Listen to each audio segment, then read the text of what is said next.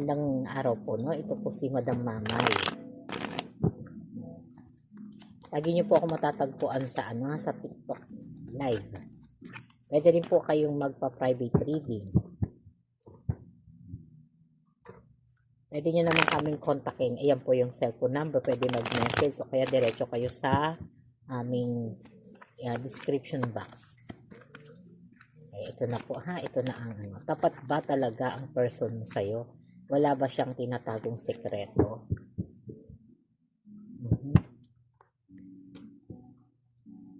Dapat meron pong ano. Ito na po. Ito na po.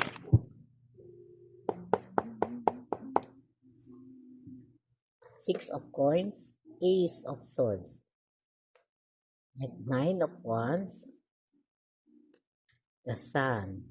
Paswerte ha. The Moon. Magkatabi yung Sun and Moon. Kapag magkatabi daw ang Sun and Moon parang nag-aagaw, no? Nag-aagaw ang pag-aalala at saka ang hindi. At dito po nang sinasabi sa Six of Pentacles, no, na ngayon parang nagkakaroon ka ng emosyon na gusto mo sa'yo lang nakapokus ang iyong person.